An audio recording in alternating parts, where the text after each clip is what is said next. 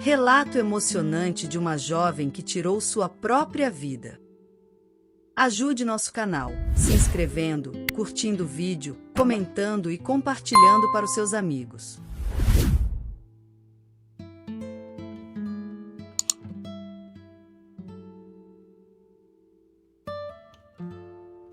Não era minha intenção provocar minha partida desse mundo tão jovem, mas calculei errado e agora estou do lado de cá. Quando ingeri os remédios naquela noite, foi um impulso cego, desesperado. Só queria chamar a atenção da minha mãe para a gravidade do que estava acontecendo em nossa casa, para o comportamento nojento do marido dela em relação a mim. Nunca pensei que o resultado seria a morte, apenas um susto. Mas eu errei. A dose foi maior do que o meu corpo suportou e quando percebi, já era tarde demais para voltar atrás. Os primeiros momentos após minha morte foram de uma confusão atordoante. Tudo parecia igual, mas havia um silêncio profundo e frio ao meu redor, como se o tempo tivesse parado. Tentei falar, me movimentar, tocar nas coisas, mas era inútil. Senti uma angústia esmagadora, uma mistura de desespero e arrependimento por ter chegado a esse ponto. Só queria desfazer o que havia feito, acordar desse pesadelo e estar viva novamente. Foi então que Marina, minha irmã falecida há 3 anos, apareceu. Vê-la ali no meu quarto confirmou de uma vez por todas o que eu ainda teimava em negar. Eu estava realmente morta. O choque me fez desabar num pranto incontrolável. Eu me encolhi no canto do quarto, sentindo o peso insuportável da realidade. Disse a Marina que precisava retornar ao corpo, que ainda poderia haver tempo, mas ela apenas balançou a cabeça de forma lenta e compassiva. Marina me explicou que meu corpo já estava no Instituto Médico Legal e que não havia mais como reverter o que aconteceu. Ela acrescentou com um tom de tristeza que seria melhor eu não tentar vê-lo, pois isso só aumentaria meu sofrimento. Suas palavras foram duras de ouvir, mas havia uma verdade inegável nelas.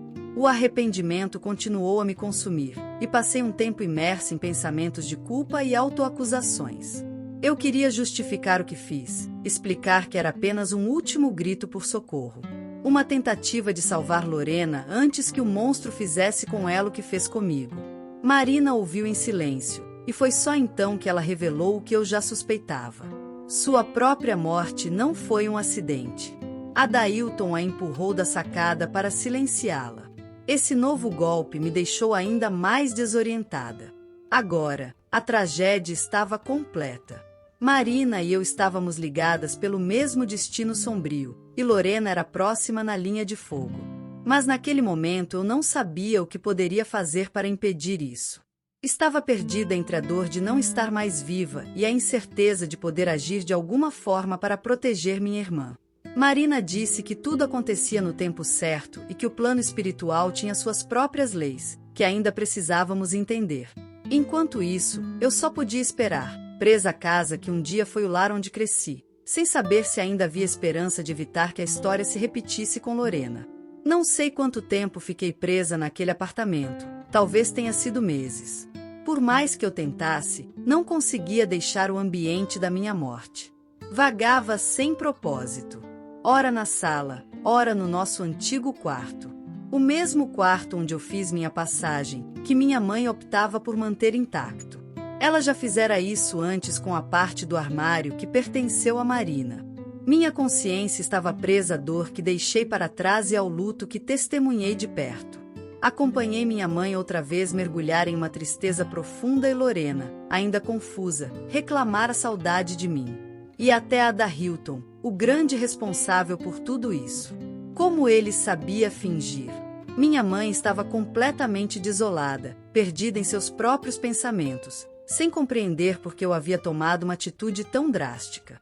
Sua dor me fazia sentir mais culpa, e muitas vezes chorei ao vê-la desabar em prantos no sofá da sala, com o rosto coberto pelas mãos. Eu queria gritar, dizer que tudo foi um erro, que a intenção nunca foi de partir para sempre. Mas eu não tinha voz, e minha presença era como um sussurro abafado naquela casa cheia de luto. Marina aparecia no apartamento quase todos os dias. Eu queria que ela ficasse, implorava até. Mas ela me fez entender que isso a machucava. As lembranças, a energia do crime que ela sofrera, ainda vibravam naquelas paredes, naquele ambiente. Ela era 3 anos mais velha do que eu, e agora teria 19 se estivesse viva. Ela me dizia para eu fazer um esforço mental para me desprender dali, mas acho que eu não queria me desprender ainda. O que eu queria mesmo era achar jeito de afastar a Dailton da nossa família. Foi durante uma dessas visitas que Marina contou toda a verdade sobre sua morte. A Dailton começou a praticar atos impróprios quando ela tinha apenas 10 anos. Ele a mantinha sob ameaças constantes, garantindo que ela jamais contaria nada a ninguém. Marina suportou calada, acreditando que era sua única opção para proteger a mim e a nossa mãe. Mas quando ele começou a desconfiar que ela poderia falar, decidiu acabar com o problema de maneira definitiva, empurrando-a da sacada. Marina revelou que havia escrito tudo em um diário, que escondeu no bolso interno de seu casaco, esperando que um dia alguém o encontrasse. Tentou de várias formas atrair a atenção para o diário, mas sem sucesso. Depois de tantas tentativas frustradas, ela desistiu, acreditando que a verdade jamais seria descoberta. Enquanto isso, minha mãe tentava encontrar um motivo para minha partida. Ela revivia cada momento comigo, procurando alguma pista do que poderia ter feito para impedir meu ato. As visitas de conhecidos e amigos eram frequentes, trazendo conforto temporário. Um dia, uma amiga de minha mãe apareceu em casa, uma colega do trabalho que sempre foi muito sensível às energias ao redor. Durante a visita, ela pediu para usar o banheiro, e eu estava lá. Por um momento, a mulher me viu. Nossos olhares se encontraram e, por alguns segundos, senti como se houvesse uma conexão real. Ela saiu assustada, mencionando a minha mãe que havia visto uma moça no banheiro, descrevendo minha aparência com precisão. Enquanto ela contava o que viu, me posicionei desesperadamente na frente dela, acenando e tentando ser vista novamente. Mas a conexão se desfez rapidamente, e a mulher apenas balançou a cabeça, confusa. Minha mãe ficou ainda mais perdida, sem saber o que pensar. Os meses passaram e eu continuei presa àquela casa, vendo minha mãe lutar com sua própria culpa e dor. A ausência de respostas a corroía lentamente, enquanto a Dailton mantinha sua máscara de viúvo inconsolável. Minhas tentativas de contato eram inúteis, e eu sentia o peso crescente da impotência. O breve contato com a amiga da minha mãe renovou minhas esperanças de ser vista e ouvida. Eu sabia que poderia ser possível me comunicar de alguma forma, então intensifiquei minhas tentativas. Tentei me manifestar por meio de ruídos, sensações de frio, e principalmente tentando aparecer mais nitidamente para as pessoas que visitavam a casa. Contei a Marina sobre o episódio, e ela também se empolgou. Pela primeira vez, percebi que havia uma chance real de fazer nossa mãe entender o que realmente aconteceu. Marina começou a passar mais tempo comigo, ajudando a reforçar as manifestações. Ela sabia que nossa presença era fraca, mas juntas, talvez conseguíssemos fazer alguma diferença. As tentativas começaram a surtir efeitos mais frequentes. Em uma ocasião, Lorena, agora com 9 anos, me viu de relance no corredor. Ela parou de súbito, me olhando fixamente por alguns segundos antes de correr até minha mãe. Minha mãe tentou acalmar Lorena, dizendo que era apenas imaginação, algo que a cabecinha dela inventou. Mas por dentro, algo parecia ter mexido com ela. Seus olhos não conseguiam disfarçar o receio de que talvez algo realmente estivesse acontecendo. Dias depois, enquanto eu olhava a paisagem urbana da janela da sala, senti uma presença familiar se aproximando. Era a Marina. O ambiente ao redor ficou mais denso, como se o ar estivesse carregado por uma energia diferente. Senti que havia algo novo, e Marina confirmou minha suspeita. Ela disse que havia trazido alguém. Antes que eu pudesse perguntar quem era, uma figura começou a se condensar no ambiente. Era um jovem magro, de olhar cansado, vestindo roupas desgastadas. Marina o apresentou como Remela, um espírito desencarnado há anos, que perambulava pelos túneis do metrô sem um propósito claro. Remela parecia impaciente, e disse que não podia ficar muito tempo ali, já que estava impregnado de energias ruins, e isso tornava o ambiente mais denso, o que poderia ser nocivo para nossa família. Ele foi direto ao ponto, explicando brevemente as nuances do mundo espiritual. Disse que, para se comunicar com os vivos, precisaríamos aprender a acumular energia e usá-la de acordo com nossa intenção. Ele também ensinou técnicas para nos inserirmos nos sonhos das pessoas, uma habilidade que poderia ser decisiva para transmitir mensagens mais claras. A explicação foi rápida, e logo Remela se despediu, deixando um peso no ar suficiente para causar um desconforto em minha mãe, que reclamou de dor de cabeça por toda a tarde. Marina e eu começamos a praticar o que aprendemos com Remela. Aos poucos, comecei a ver resultados. Consegui influenciar o subconsciente de Adailton, provocando pesadelos intensos que o deixavam perturbado durante a noite. Também consegui me inserir nos sonhos da minha mãe, tentando transmitir imagens e mensagens que a fizessem entender a verdade. Lorena voltou a me ver de relance em outra ocasião, e dessa vez ficou mais assustada, o que preocupou ainda mais minha mãe.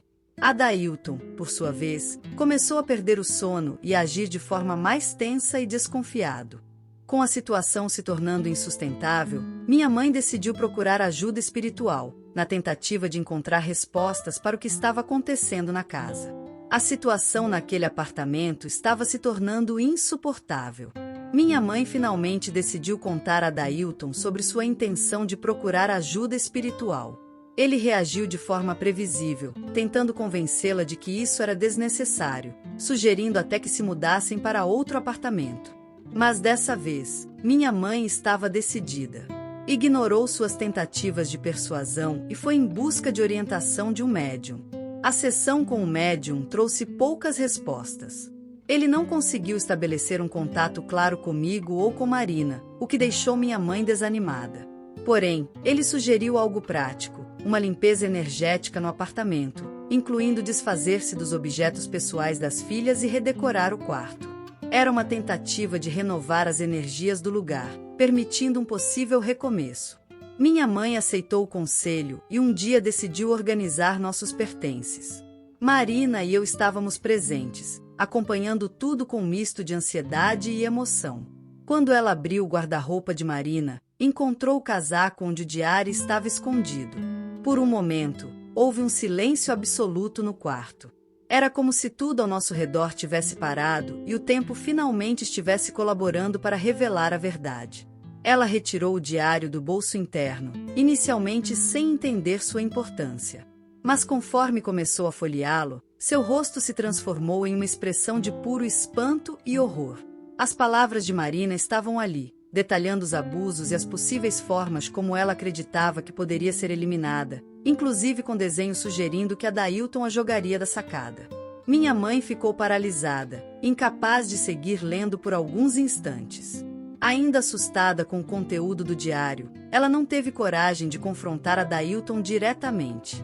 Ao invés disso, ligou para sua amiga, a mesma que havia visto minha presença no banheiro meses antes. Com o apoio da amiga, minha mãe decidiu ir à polícia e entregar o diário. A reabertura do inquérito sobre a morte de Marina foi rápida. A polícia iniciou uma investigação mais profunda e Adailton foi preso preventivamente. Confrontado com as evidências e a pressão das autoridades, ele acabou confessando tanto o crime quanto os atos impróprios que havia cometido comigo e com Marina ao longo dos anos. Com a confissão de Adailton, algo em mim finalmente se libertou. Senti uma leveza que nunca havia experimentado antes, como se uma corda invisível que me prendia àquele lugar tivesse sido desfeita. Era hora de partir, de seguir adiante para um lugar melhor, onde o sol era mais claro e o ar mais leve. Antes de partir, olhei para Marina. Ela parecia aliviada, mas não satisfeita. Marina me disse que não estava pronta para deixar o plano físico. Havia uma nova determinação em seus olhos, o desejo de ajudar outros espíritos de meninas que sofreram o mesmo tipo de abuso. Ela decidiu se unir a Remela, aquele espírito errante que vagava pelos túneis do metrô, e juntos se comprometeram a buscar e apoiar outras almas em sofrimento.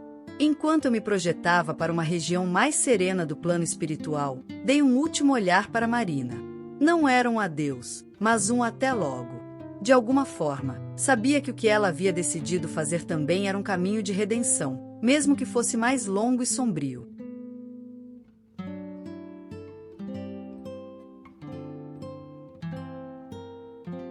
Ajude nosso canal, se inscrevendo, curtindo o vídeo, comentando e compartilhando para os seus amigos.